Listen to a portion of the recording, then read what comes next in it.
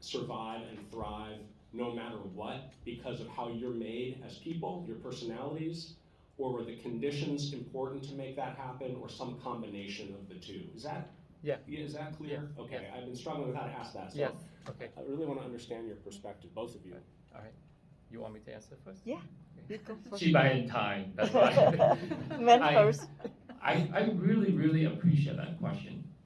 Because I do believe if you study all the successful people or people that achieve something or people who get somewhere, they have a very difficult childhood and or as a teenager.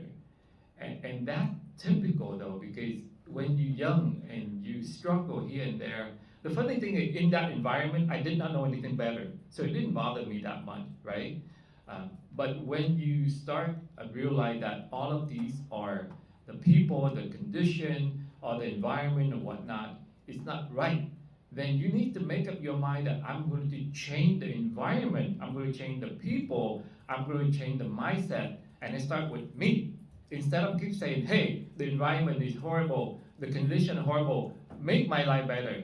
Because nobody is going to do that for you. You need to change your mindset. I am the one going to change it. And when you have that, victor instead of victim mentality, that any situation that you got thrown into when you grow up or be an adult, you can handle it really well. And that's really something that I just want to share with all of you. And whatever the adversity that you're dealing with your life right now, think about it. You cannot expect everything to change for you. You have to change yourself. And the 4 words that I really want to leave with you: change or be changed. Because the world will involve whether you want to change or not, right? So you got to decide, do you want to change or be changed? Really? I hope I answered your question. To me, I don't understand. I think what your economic background does impact you. So what they say, what doesn't kill you make you stronger? Yeah. Something like that, the song, right? I do believe in that because of my background, like I said, how much I struggle just to eat, just to have shelter, make me, I'm at the bottom, so I really don't have anywhere to go but up, right? Nowadays, the kids, they just focus on so much on social media, so they compare themselves to, why don't I look as good as this person, or why don't I travel with this person, but they all noises because they're all virtual. You don't know if that's true or not. So you gotta have your own belief and your own conviction and take action for yourself. You don't really look at yourself and compare you with anyone. Just have your own standard and measure that against you.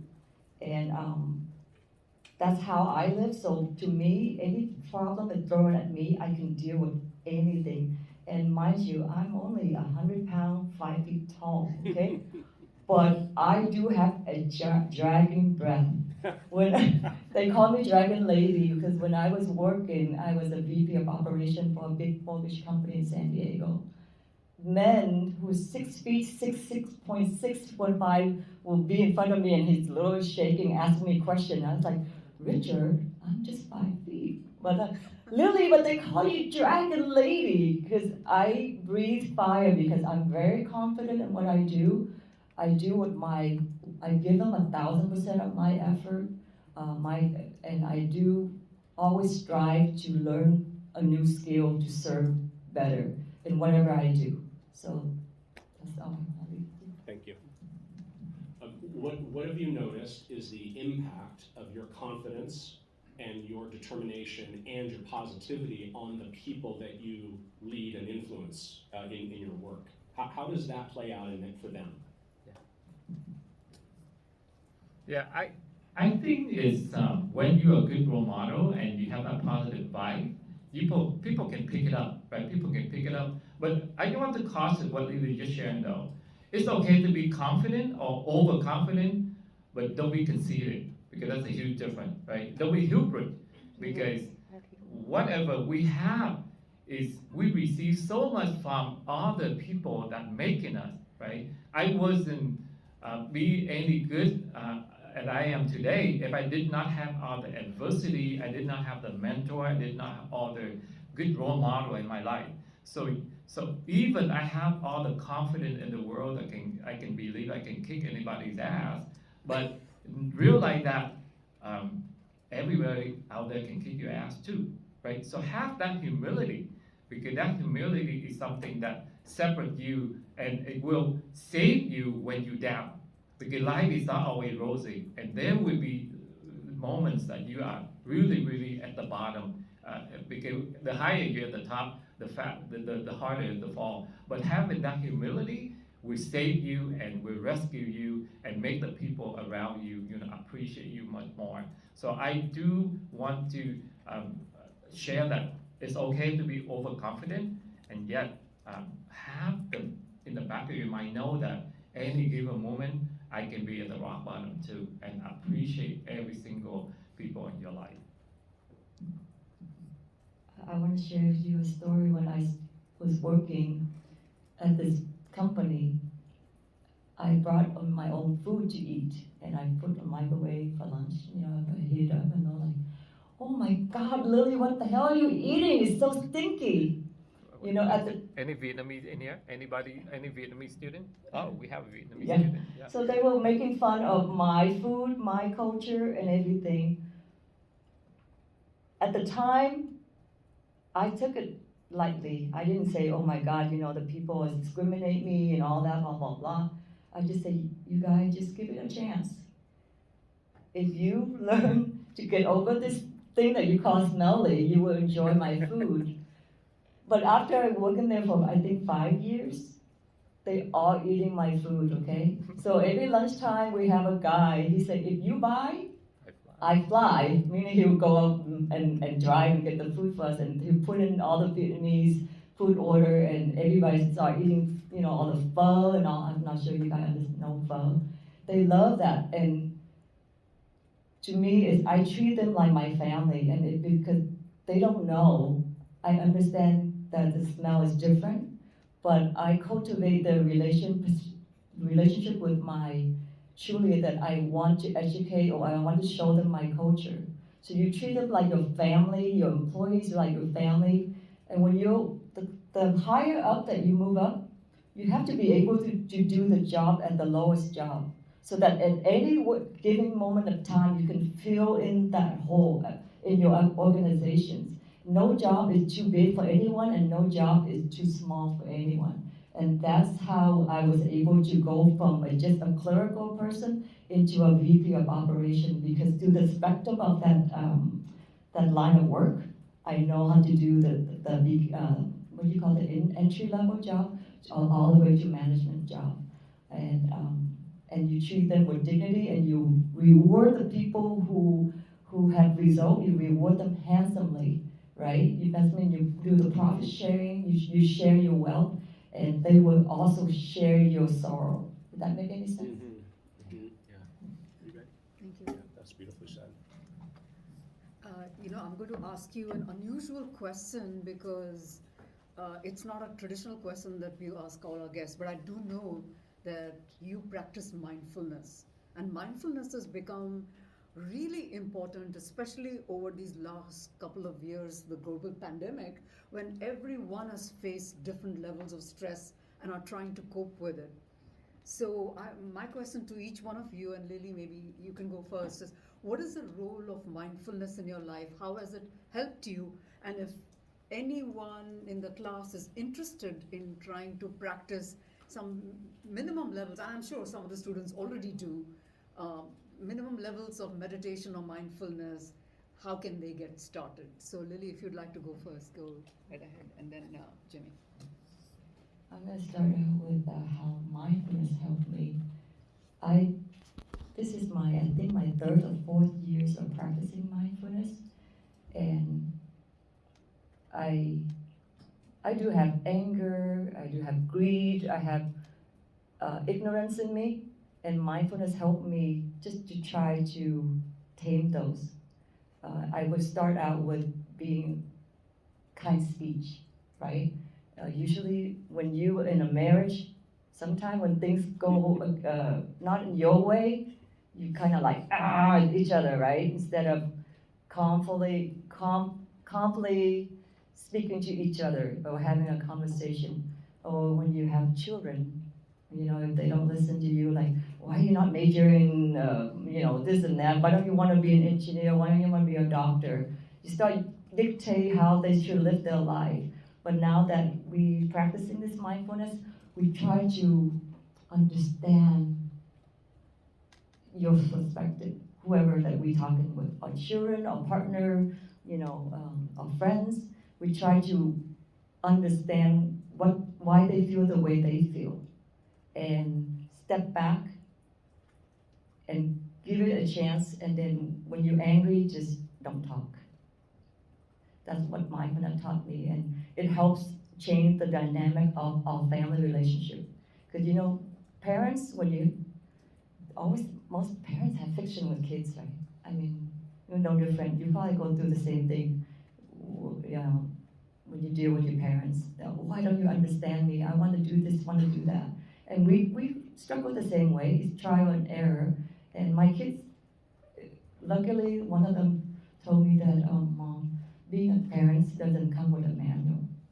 So she's understand what I'm going through too. I make mistakes, or we make mistakes, but she said because they don't come with manuals, so we learn as we go. So she understands that. But now, because of mindfulness, it help us having this kind of calm, meaningful conversation instead of yelling and screaming all the time. And that helps us a lot. As a family, we're a lot happier now. And Raj, I really appreciate that question. And I think that the best way for me to answer that question is, I see everybody have a water bottle and things like that here, right? I want you to practice mindfulness. Just a quick sample here with me. Everybody take a sip of your water, but just don't take it yet. Have it there. I see the front row don't have it here, but that's okay. Imagine that you ready to take a sip of water. I want you to close your eyes.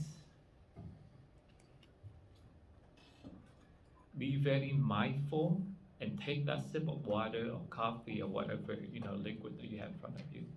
Take that sip of water. Okay. Now, think about all the miracle that happened for you to have that water to drink. Right? Where did that water come from? Who had to filter it? Who had to clean it? Who had to transport it? Who had to ship it to wherever that you need to do? Right? And imagine all the little kids in Africa don't even have that clean water to drink. And every time they want a sip of water, they have to walk miles and miles and miles to have that water. Right? And now I want you to close your eye and take your sip of water again. Try it again.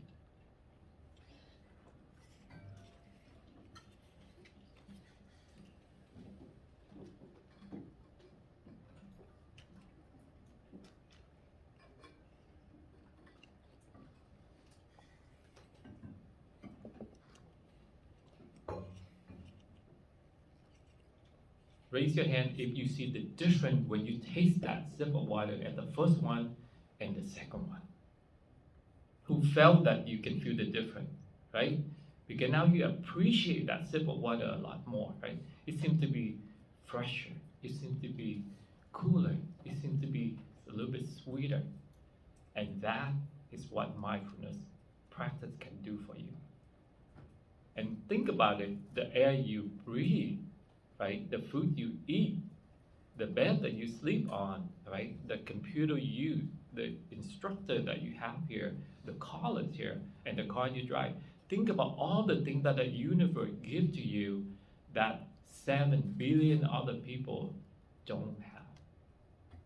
And if you just watch the news and you see all the fighting going on in Ukraine, you see all the kids your age that don't have a way to go to school and have no way to learn, and they have to live in refugee camp or whatnot. And if you watch that news with that sense of appreciation, that's what mindfulness practice can do for you. And I know that you're so lucky because your campus have a mindfulness practice. Lily and I joined it just a couple of months ago, right? And during the summer, And not far away from here in Escondido, you have Deer Park Monastery, one of the monasteries that founded by the late Zen master Thich Nhat Hanh, a world-renowned Zen master. So know how blessed we are to be in the environment that have so much to offer you the opportunity to be mindful. Can I elaborate? Just one practical mindfulness help us is I usually cook in my family, and my husband and kids, like dinner's ready, they just come and eat, and but now with the sense of mindfulness, Jimmy understands what it took to get the food on the table, because somebody had to go grocery shopping. When I cook, I spend about an hour and a half to 2 hours cooking the meals, and then put on the plate, and then now he eats with a sense of appreciation. So good, and he understands that it took so much work just to have food on the table.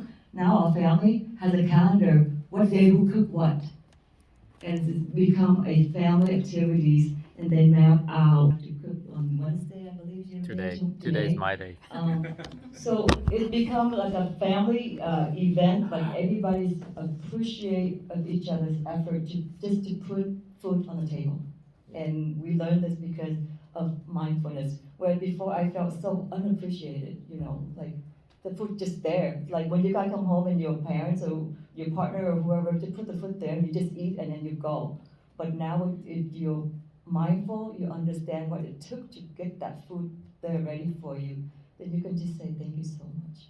That will change that person feeling toward you. Like instead of resentment, it becomes now, wow, I am serving someone who appreciates it.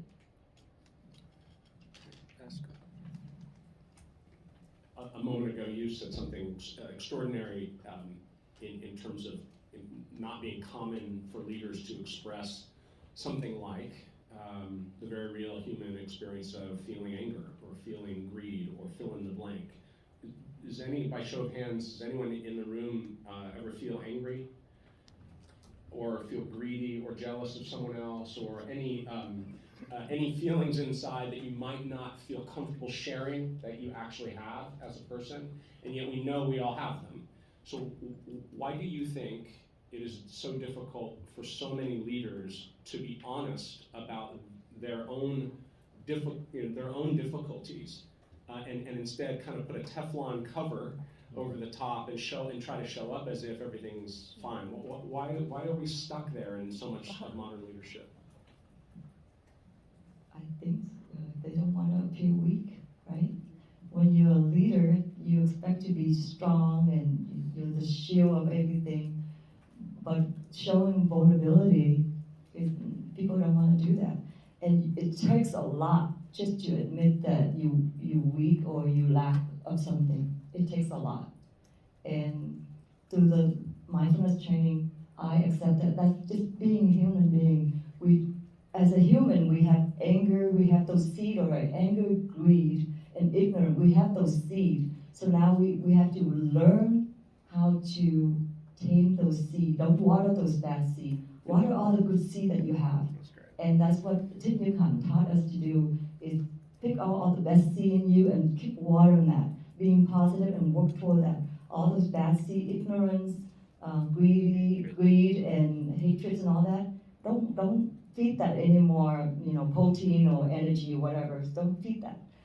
And that's what we've been trying to do. So from this moment on until I die, that's what I want to do, just water all my good seed. In this case, it's building a school for the children, giving back. And I do serve Voices for Children, where I deal with kids who have been abandoned by their parents and to go through the court. So those are the seeds that I want to water, and I do see results. Because when I do those things, my children look at me and learn from me. So I don't have to tell them to go out there and be good, do good. I just do it and let them look at it as a lesson. I think I like to elaborate a little bit on that question, because it's not a wonderful question. I coach CEOs, I coach executives here in Vietnam, Asia, a lot. And a lot of them, when I use the be very mindful, I understand they under a lot of stress. Because when you're a public traded company and your company not meeting number, that means you're gonna lay off people, you're going to cut your products, and there's the consequences of your action. So they under a lot of stress. They under a lot, and I used to be one of them, right? When I built, I led the team to build the San Diego airport. My penalty for not meeting, delayed, one day is $90,000. So every day, if I delay, SIC gotta pay $90,000. So that's a lot of pressure, right? So when you're under that constant pressure, and I worked on that project for 4 years, it took a toll on you. So that's why, things like mindfulness practice that Raj mentioned, or, gratitude at the dinner table that you mentioned, those are little things that you can practice, you can do. But as CEO, you always need to have a coach. And that's why, it's kind of funny that I have a career that coaching all these executives, but they need to have that. They need to have that outlet to say, hey, I really struggle. I really need some help. And sometimes you say, hey, just chill. That's normal. That's human for you to go through all of this. But now your job is trying to cultivate that resentment, that struggle, that denial, just channel in positive way and say, hey, you know what, team? I need help. Can somebody help me? Because I'm really, really drowning here. And we, at the couple, we at the founder, our foundation, we follow exactly the same thing. Because sometimes I feel like I'm way over my head and I'm drowning. I have to look over to my COO and say, hey, I really need you to pick up the slack and help me out here because for the next 3 days, I'm really, really under a lot of stress. Yeah. Thank you. So I need to bring up the students because they have some great questions, and I'm sure the class has questions for you. But I do want to quickly ask you to address one particular issue. Jimmy, I know our Leadership Center has benefited from your donation for the purpose of developing a compassionate leadership experience, part of which is used to fund senior experience projects that help the less fortunate. So can you talk a little bit about compassionate leadership and also the opportunity for any student in this class literally to come to us and ask us for funds because of a project that they have Right. to make the lives of their fellow citizens better. So Yeah. if you could briefly address that, and then I'll get the team Sure. up with their questions. Yeah, I really appreciate that question. Let me make sure. Yeah. The reason that I reconnected with Raj after like 2 decades, that when I graduated from the MBA program, is that after we traveled the world, and I felt the obligation to give back, and all the university that alma mater to us, UCSD, San Jose, is in our will, because we make very clear to our daughter, each of you got a house, got an education, but that's it. The rest go to charity, and we want our children not dependent on us, right? But I do want to make sure I did have 2 houses to pay them to stay here in San Diego instead of travel and be place. But the key is that we want to come back to the root that given us so much, and Cal San Marcos has given us so much, and we think about, hey, we don't just give you a grant, a scholarship, and you do whatever you want. We want you to use that seed money to do something good for fellow people that you feel like, hey, they did not have opportunity. I had a wonderful conversation with Sydney before I came in here. She's been in Vietnam, she's been in Asia, and she's passionate about being an advocate for children. That is like music to my ears, right? Because children and education is something that I champion. And if some of you have some project, something that you really want to do, I don't want you to just write a business plan or write something, because all those plans to me, I'm sorry, is useless. But what you decide to do to me is extremely meaningful. You have one pay plan, that's all I ask. Hey, what do you want to do? All the 5 W's and H. Show me that. I say, hey, let's go. You need some help?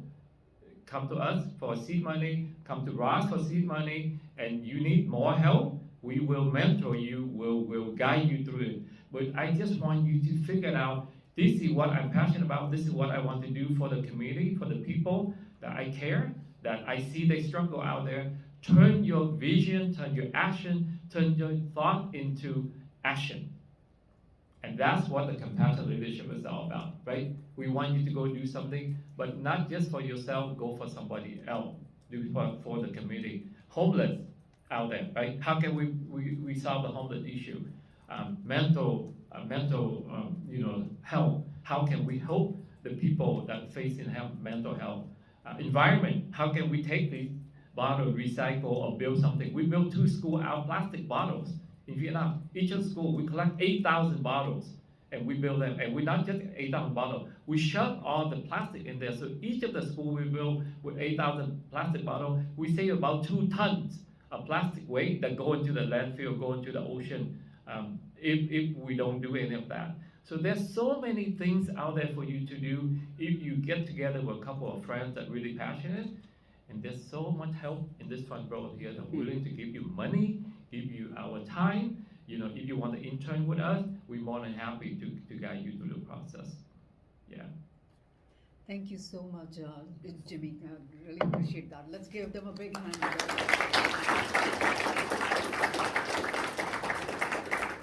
Okay, it's the turn of the first half of the team to come up here and continue their conversation.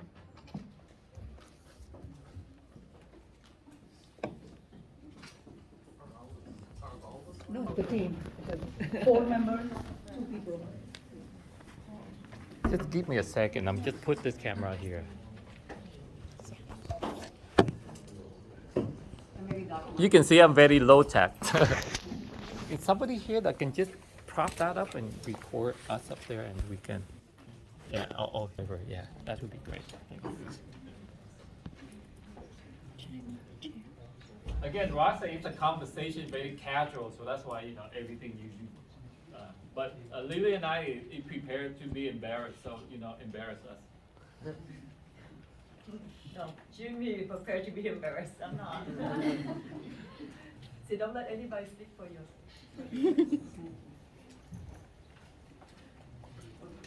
And guys, try to use the mic. That's why you have it, so that your voices can be heard clearly.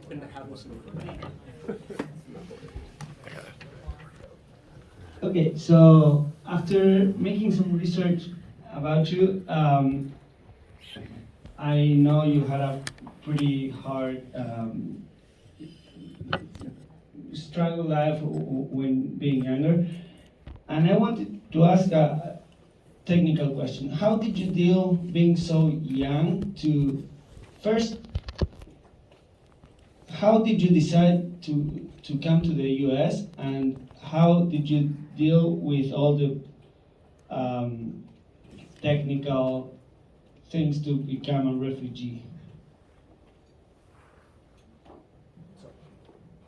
Thank you, Juan. I'll go first.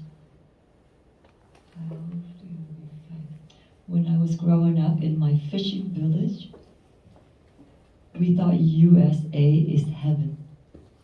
Everybody in my village just wanted to come to USA, America. And to them, America is heaven. It's the land that has everything. Lots nice jeans.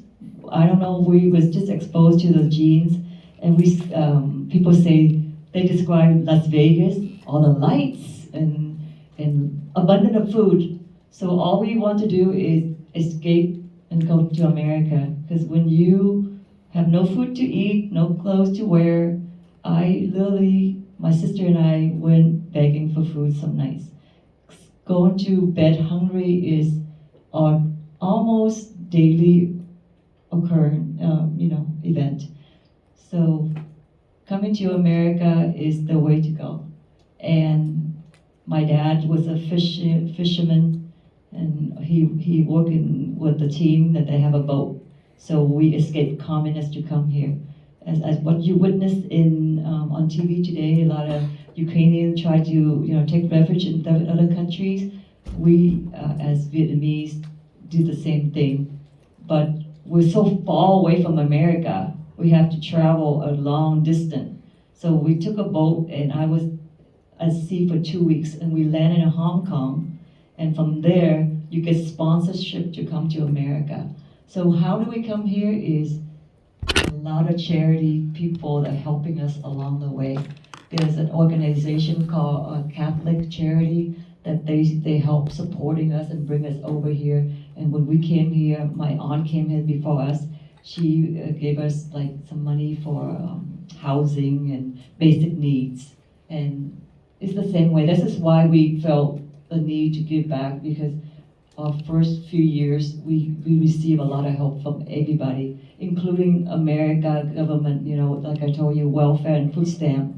As much as I am embarrassed to receive them, but they help us just to get by. Did that make any sense? If you, anybody know where Vietnam is, right? So they're on the other side of the Pacific Ocean. So on this side of the Pacific Ocean, that's Vietnam, over this side is California. Right? So I swam all the way from Vietnam to California. That's why you see the bicep. But like I mentioned about the story with my classmate in high school, to make a statement that you will be nobody, you cannot go to college, whatever. My family got persecuted badly after the fall of Saigon. My father worked for U.S. AID, that's a development, government for the Department of State. But they didn't know any better, so the company came in and said, "Oh, you work for American, you spoke English, you either not CIA, then UCIB or CIC." They have absolutely no idea what it is, but they took my father away in the middle of the night. They just, broke our door and grabbed my father, and and they put him in re-education camp, for a while, and then when he got released, he got away to the countryside and not allowed to stay with us. My story is more political than economical, and I see that ideology. I totally against the idea that hey, you can walk into people, confiscate their assets. I don't believe in that common, everybody share stuff. I don't believe in that, and I say there's got to be a better way to live and to be human being. And that's why I told my parents I will risk my life to get out of this country. And that's exactly what I did. It wasn't easy, but looking back, it really helped me to appreciate what happened to Afghanistan last year or what happened to the Ukraine this year. And we in a lot of effort trying to help those people because they remind us so much about, who we were, a couple of decades ago.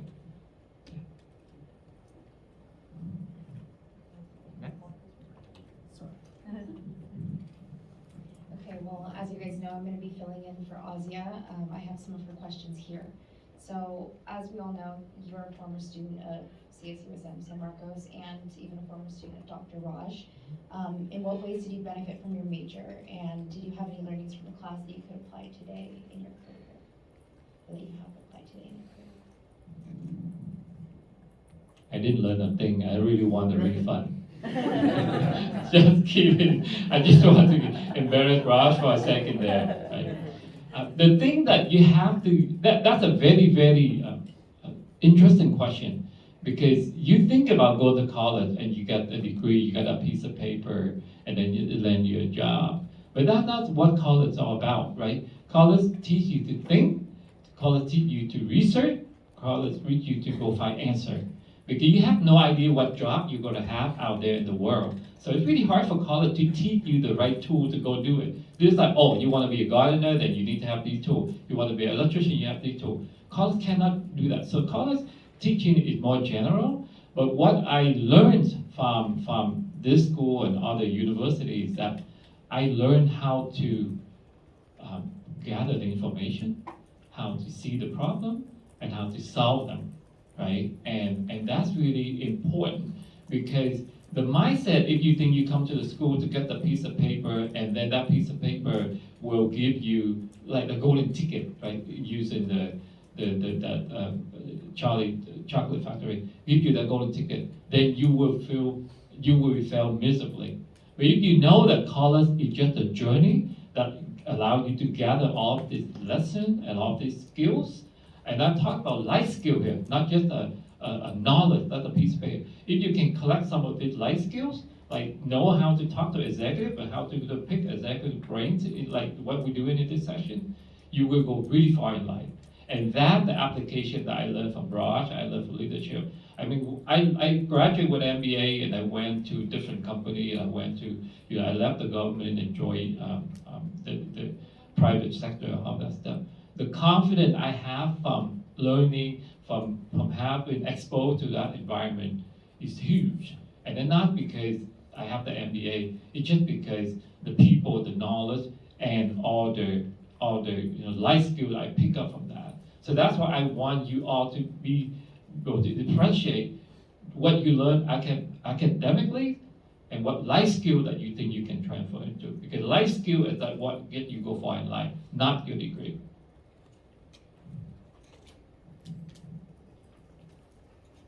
Build a School is a fantastic institute you and Lily have created. What future goals do you have for the Build a School Foundation? Do you want to take that? Chief Operating Officer? Your vision, you can take it. So we already crushed the vision 100. So that means we envision to build 100 schools and bridges all over the world by 2025, right? So we said that 10 years ago in 2015, 7 years ago. So we said that in 2025, but now 2022, we already crushed that. We're at 112 now. So the next phase for us is turn that into the vision 200, because Lily really wanted me to quit and travel the world with her, but thank God the COVID, we can't go anywhere, so I have to build more schools. But really, we see that we inspire so many people, and we can see the vision 200 is very achievable. And after the vision 200, I want to make sure somebody else pick it up and turn it into the vision 1000, and not just Vietnam and Asia, but all over the world, because we're in India, we're into Kenya too. So that's the focus.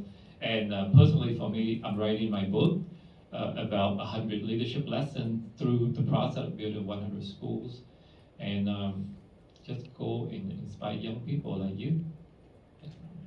Jimmy, I just wanted to bridge the two questions that the students asked Right. about going to college and then your foundation, because I remember you told us once about going to Harvard for a program, and you had a small goal in the beginning about build a school, and at Harvard they said think big, think Right. bigger.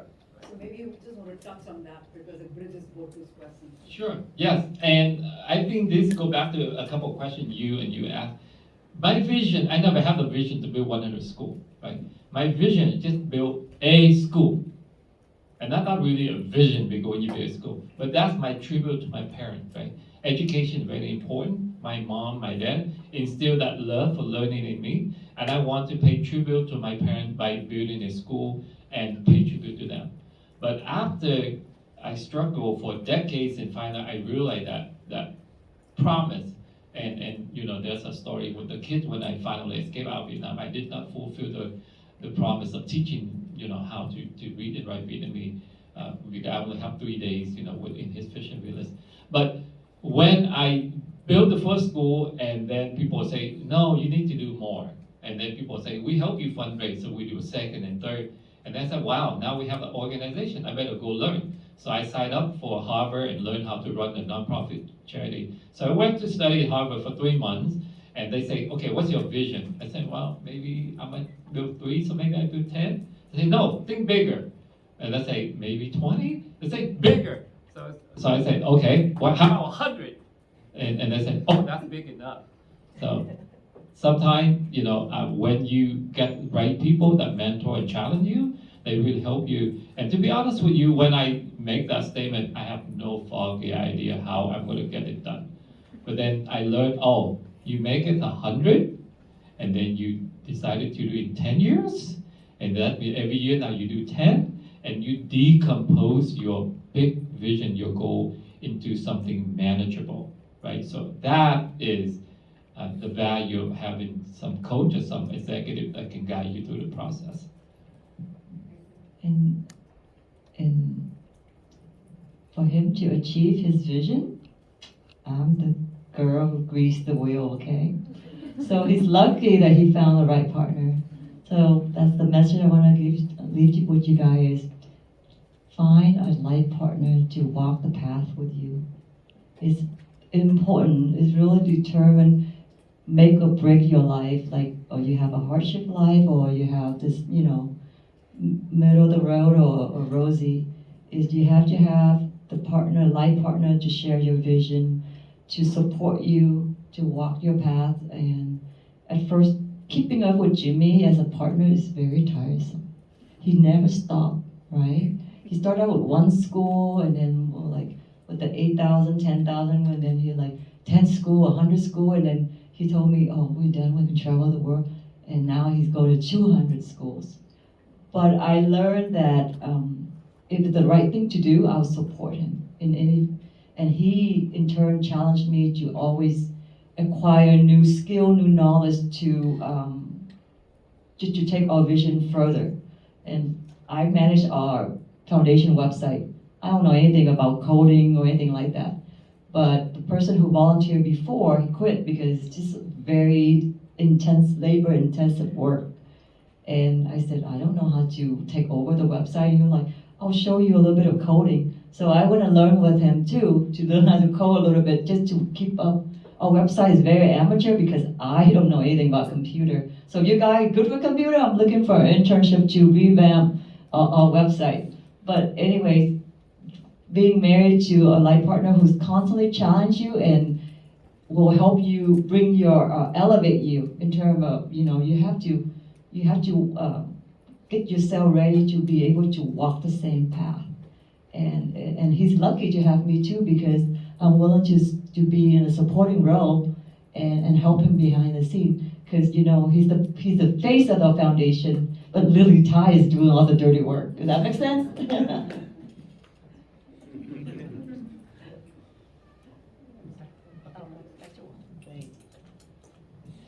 So going back to the struggles in the early life,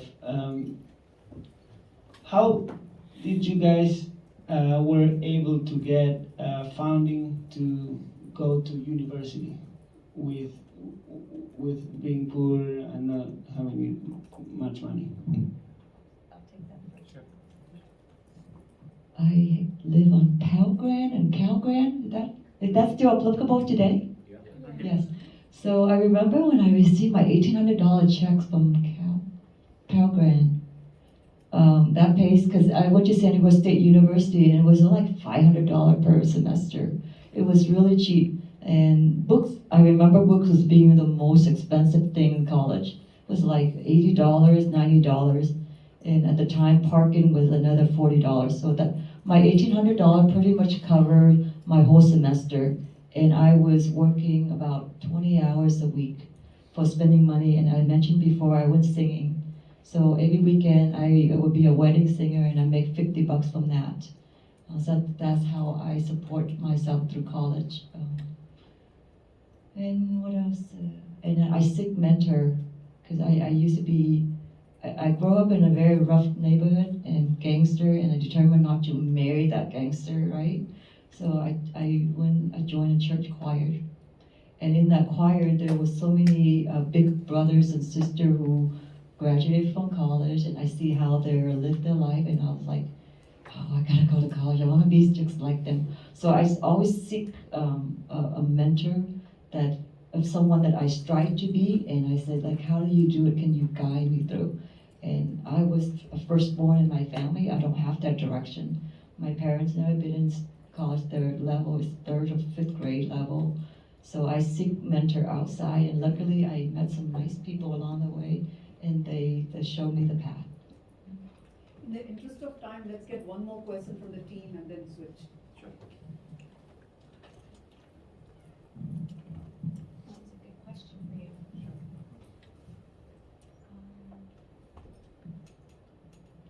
So you both came to the U.S. at a relatively young age, we talked about, and we want to know, what's the biggest challenge for you, and do you have any recommendations for young people striving to start a business in another country? For me, the biggest challenge when I came to United States at the age 20 is the language barrier, right?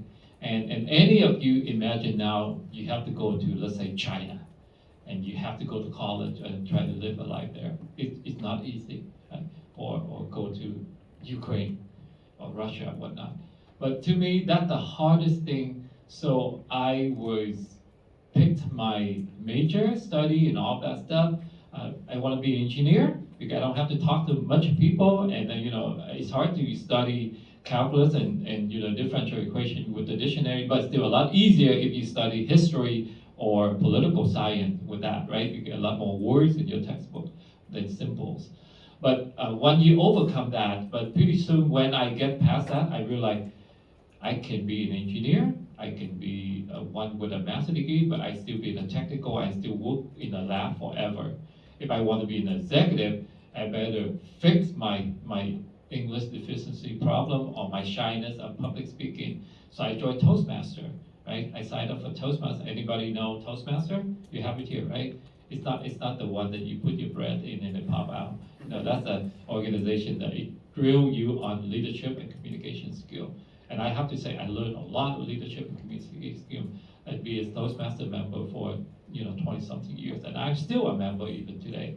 So that's the hardest challenge that I have to overcome. And I highly recommend all of you, if you think about starting a business and you want to do something great, start with public speaking, right? Because once you overcome your shyness, or you can convey your message succinctly, you will go extremely far in life.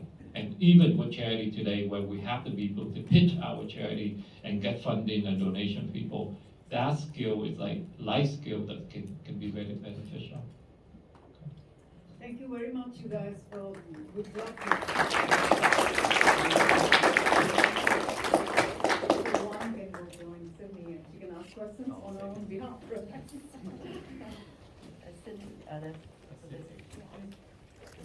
So you're being Sydney now? Yes. Okay. A little bit more comfortable with my.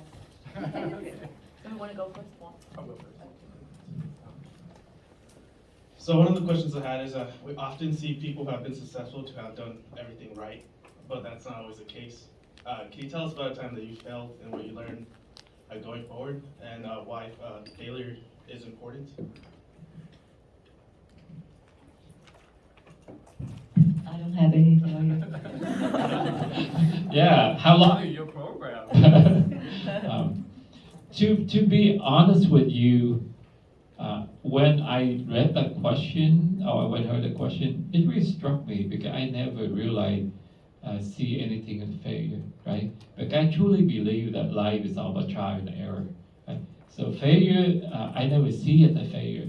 If you say that, hey, I didn't marry somebody richer or prettier, or I didn't turn out to be a billionaire or whatnot, then that may be failure for somebody. But in my opinion, whatever I have, whatever I achieved, is way above and beyond whatever I set out to be, right? Because in my mind, I have this vision, I have this goal, and I achieving it, and stumble along the way, right? And not smooth by an extra imagination, but I never view it as failure. So that's why that question is hard. And the message I want to share with all of you is change your perspective, change your view in life, and then you will turn everything in a different way, right? So I don't see anything as failure. Well, did I really have an easy time to build school? No, it's not. But if that's a failure, I don't see it as a failure. I just see that those are the lessons I need to learn and do better. I hope I answered your question. Yeah. So as I began this class and I selected my preferred interviewees, I was immediately drawn to you guys. One of my strongest passions lies in the intervention and growth of children's rights and welfare and education. What advice would you give to a student like me to be able to make a difference in the way that you two have?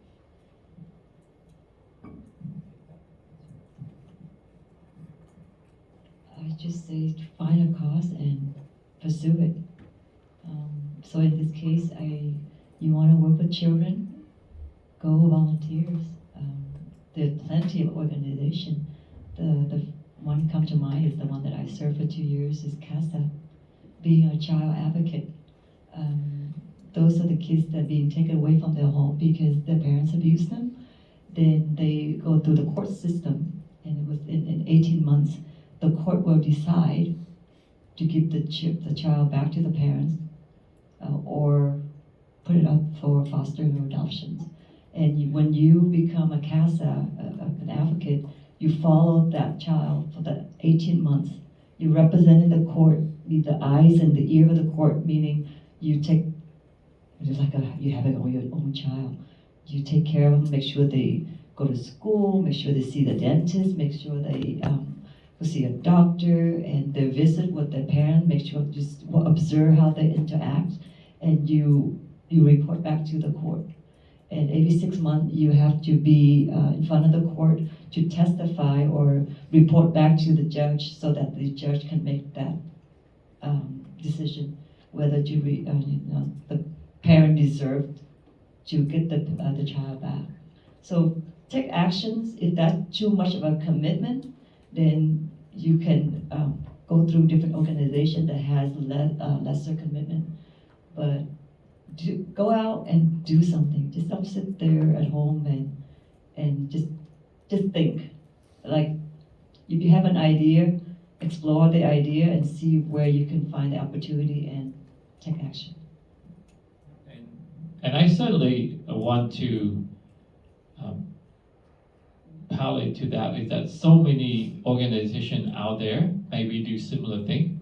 So find a way to go volunteer first, right? And try it out, because sometimes you thought that's what you think you want to do, but the minute the rubber hit the road, right? You say, oh my God, this thing is hard, or this thing is really challenging, right? So that's the first step. Go volunteer just on the weekends or a few hours first and try it out and see, okay, now I got the hang of it. I really see it. This is something real in me. Because a lot of time, I have two daughters, 24 and 21. So I've been through a lot, and I've seen through and I used to be 21 and 24 too. So that's why my advice always go test it out with the volunteer organization. And if you go beyond that phase, go see Raj, go see Jimmy and Lily, because we looking for talent like you to mentor, to give money, and to want to help you to do something good. So there's plenty of help out there that you can go seek help. And the key, like Lily said, is we got to turn that thought and that wonderful thought into plan and action. Because the key word here is action.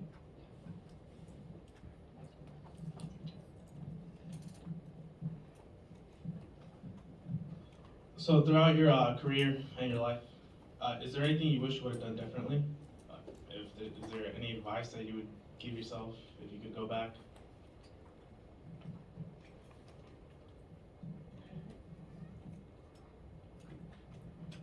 This question is the question I hate the most on the list, right? And I tell you why, right? That's question, if you view it, it seems to be so much about regret. And my mantra in life is live life without regret, right? He asked about failure earlier, and I think that see every failure, every struggle as an opportunity to learn. And even I'm 58 today, look at my parents when they passed away, stuff like that. I hope I still have like 30 years to live. So I'm so focused on what I'm going to do for the next 30 years, rather than concerned about what happened in the past that I could have done. The lesson, those are constantly learning. I'm reviewing my life every night. Before I go to bed, I say, this is what I set out in the morning. Did I got all of them done? What did I do right? What did I do wrong? So the review process, internal review, I do it before I close my eyes to go to bed. So I train myself to do that every night. So every morning I wake up and I jump out of bed, I'm already forward, ready to go and ready to conquer, right? So I never wait and say, oh my God, 58 years of life, I did not do this and not do that. So I really want all of you to not pay too much on the 18, 19, 20 years in the past, but looking forward to the 80 years that you get ahead. Because what you decide to do for the next 80 years, 20 years of your life, to me, is more meaningful than looking back what happened in the last 20s. That make any sense to anybody? I just want to add to Jimmy what he told me the other day. He strived to live to 100, meaning he exercises, he eats healthy, he doesn't smoke or drink, but he prepared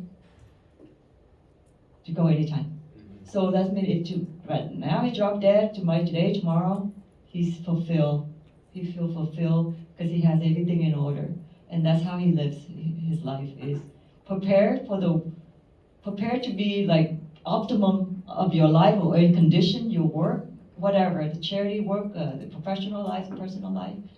But if things go sideways, just be prepared and accept it, because a lot of events happen is out of your control, right? That's wonderful advice that you guys just shared. We have time for one more question from Sydney, and then we'll open it up for the class. So think of questions that you guys want to ask. All right, well, you two have created such a wonderful and selfless message through, leadership coaching and your foundation. Do you think you'd be where you are today without all of your past experiences?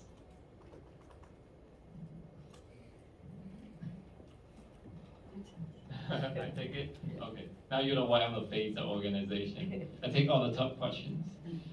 That question is very, very interesting, because I have to say, from the thought process, be very mindful. I see the universe in me, and I see I am in the universe. So I cannot really distinguish what, and so all the things that happens in my life to this point, it's just a part of the journey, right? So be very mindful of that. I realize that everything, either struggle or happy or sad or good time or bad time in the last 58 years, is just a part of who I am today. So I cannot imagine who I am without it. But if it indeed, if I can go back to the different universe and have things happen to me differently, would I be here today? Probably yes. Just because why? Because the control factor in that is me, and I know who I am, and I know what I want to be. So I take all the things that the universe gives me, but at the end of the day, I have to be the cook to put all these ingredients together and make the dish to present it to the world. Right? Did that make any sense to you? Yes. Yeah.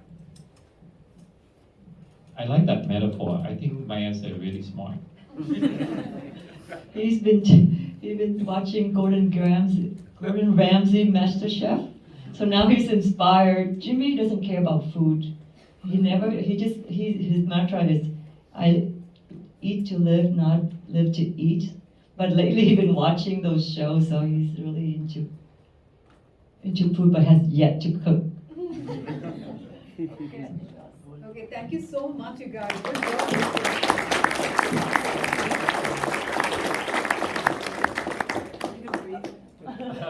So Jimmy and Lily, By the way, you guys did exceptional well. I'm pretty proud of you four.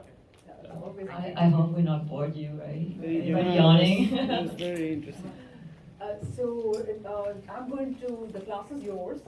Feel free to pick on anyone who raises their hands. They all have their names, most of them do. The only thing I would suggest is, because it's a large class, it's easy to miss one side or the other. Right. So make sure that you scan the room. Go for it. Or if you want to get our attention, jump up and down, whatever, it's your time. All right, so I see that 3 hands go up, and let lady first. Okay, so If you can mention your name, because I don't have my glasses on, so I cannot see. okay. My name's Elisha.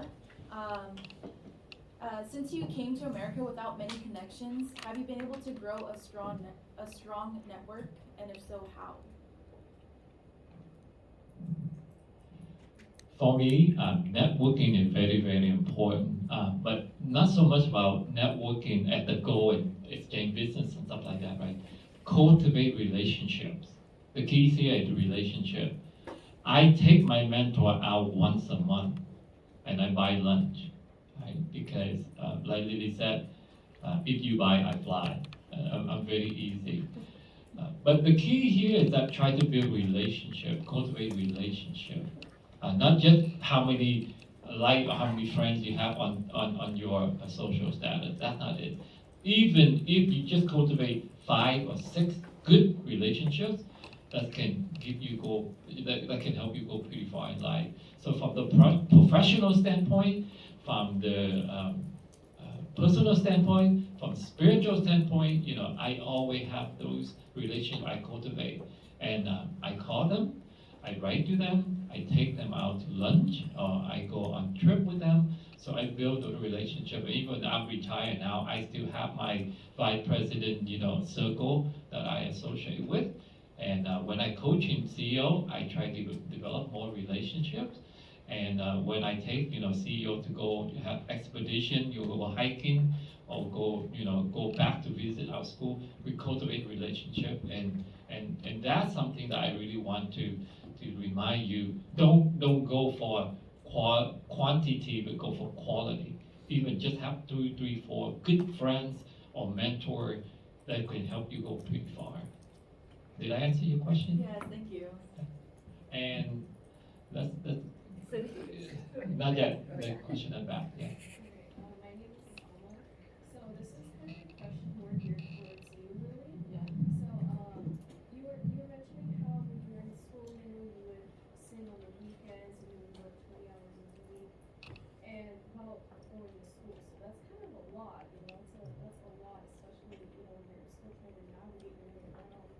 So from a high level executive, how important do you think work-life balance is? Do you really think that's important, or do you just grind in school and grind in what you want to do? Because I have such a deep motivation just to get that degree and be better, I feel like what I'm doing is not work. Like singing to me is a stress reliever. I love to sing. At home, I sing karaoke when I'm bored. Like when Jimmy working and he doesn't hang out with me, I have time, I just put on YouTube and I sing. And now right now I'm in a band also, and I have band practice every weekend. But it's not work when you love it so much. It's become a joy. And when I was working, I was lucky to work for a couple who treated me like a daughter. So I would go to school and I work from I think 11 to 3.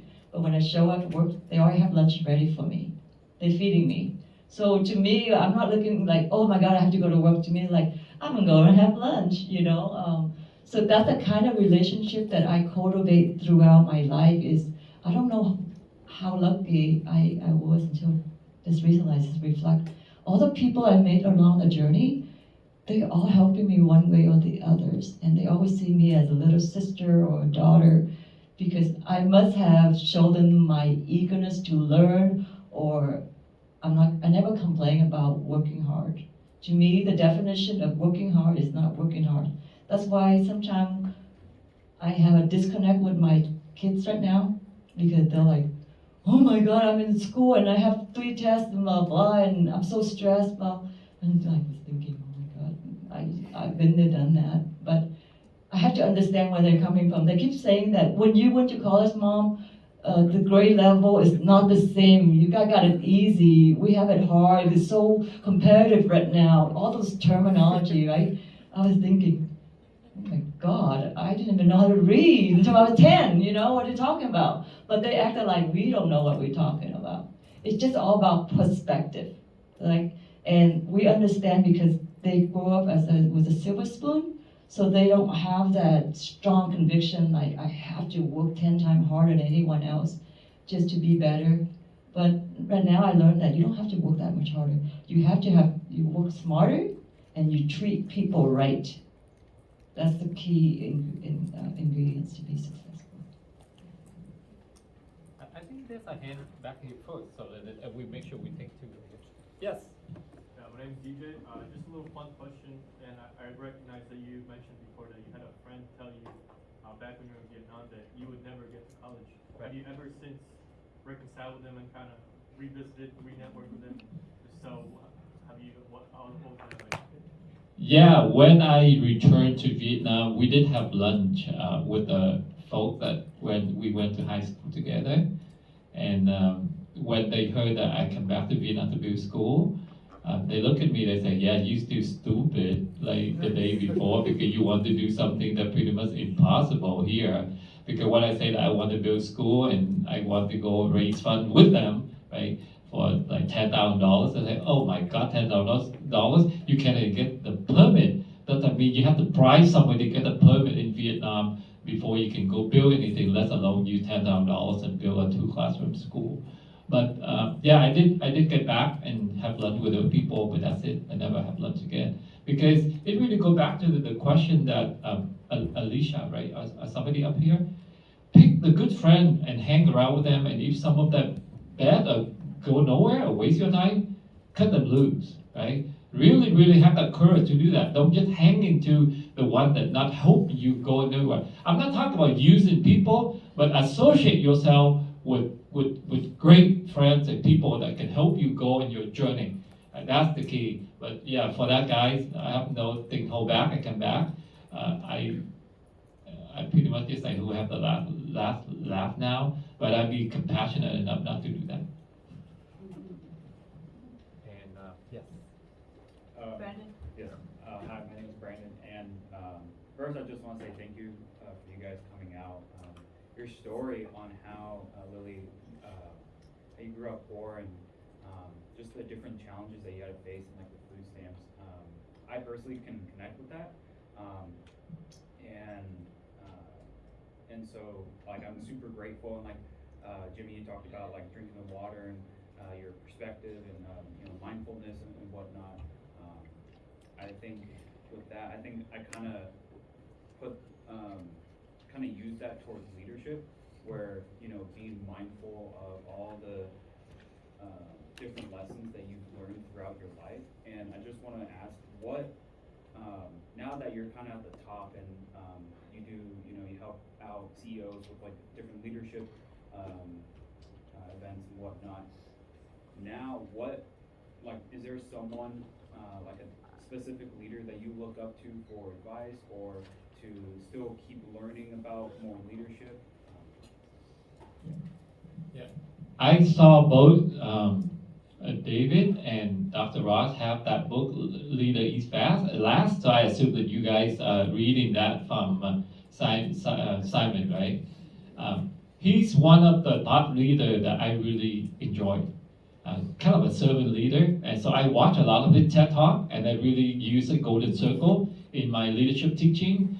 But the thing that I don't really have one, the true leader that inspired me in my life truly is my mom, right? My mom, and she did not even get past 3rd grade education, but here's the thing, that she can kick ass any leaders out there.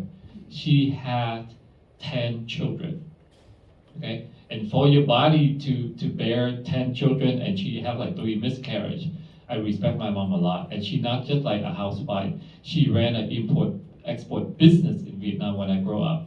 So I'm very close to my mom, even I'm a second youngest, a family of 10. I'm like her favorite because I'm like tag along her. So I follow my mom and I watch how compassionate she is, because my father have a lot of mistresses, and that's very typical in Vietnam during the wartime. And I have a lot of half brother and sister out there, but my mom took all of them back and raised just like her own, right? So my mom is the most hardworking, compassionate person that I got the chance to experience and live with, right? So that's why all of the leadership, all of the guru out there that I watch, I think, but I will go back to the compassionate leadership that I learned from my mom. And she never say, I'm a compassionate leadership leader. I'm just your mom. I'm just doing this because if I don't do this, 10 of you guys will be out on the street. You know, she said any gal that wants you to woo your dad, they just want to go after our house, and then you guys probably will be out on the street. So if I did nothing for you guys and get a divorce, 10 of you will be struggle, right? And don't have the life that you have. So I learned that from my mom and how much she sacrificed. And even though she passed away, you know, now it's like 14 years already, I miss her every single day. And when you have those kind of influence in your life, and it really ground you and help you to be a decent person. Yeah. I hope I answered your question. Thank you. also the leader in my life is also my mom. She's a housewife, but I don't know how she managed to save some money, the little money she has.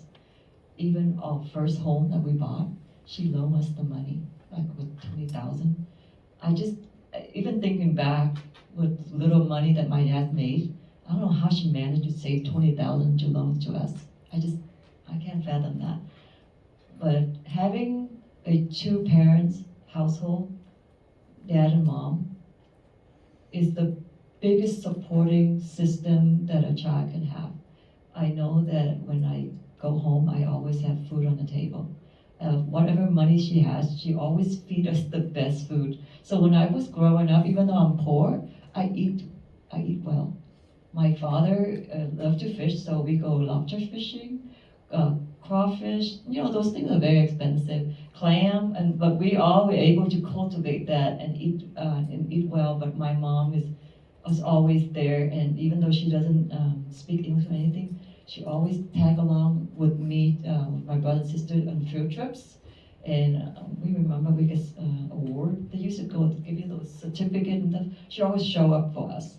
So coming from a two household family with that support system helped tremendously. Than growing up with a single parents. So my mom is a great saver. Somehow with the little money she has, she managed to feed us all, have a house, a roof over our head, and support us to all my brothers and sister. My sister graduated from UCLA, 3.95. And my mom is speaking English, right? And my sister, we grew up in a rough neighborhood, and she wanted to go to a better school because she know that where we live, Hoover High, was one of the worst high schools. She signed herself up with the bus route so that she get up at 6 a.m. because she will be the first child to be picked up. And they drop her off at 5 p.m. because she will be the last child. They went to Mission Bay, and she was, I don't know where she get her smart from, but they don't even have math level for her at the time when she was a senior. So she was learning math on her own, and the math teacher was just her advisor. And she made it to UCLA, and she graduated within 3.5 years, 3.9. She has only 1 B minus. That's it.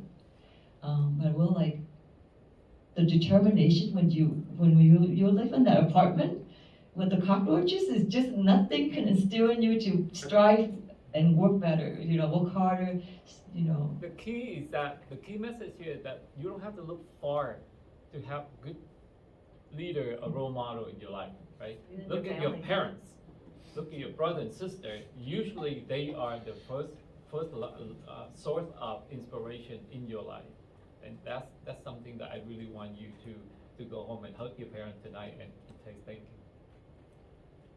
On that wonderful inspirational note, we are officially out of time. But before we thank your Jimmy and Lily, I just want to make an announcement that next week's team, please come down and talk to us. We want to brief you before you leave class.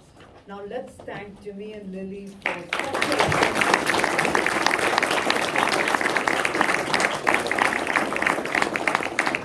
you have really energized us, and all we have is sort of humble certificates and appreciation from all of us. Lily? Oh, thank you. And the drawing, thank you. When did you meet 7 years ago. My roommate, my best friend, is from Argentina. No way, nice. Yeah. He lives here. Yeah, he's my roommate. We live right here. Close to Thank yeah. you, Juan. Thank you so much. Jimmy. So nice to meet you. I'll give you my. Jimmy, thank you. Good job. I'll contact you anyways. Okay. That's my business card. Wipe out coffee. Yeah. Good job. Yeah. Thank you. Yes. When I mentioned about, thinking about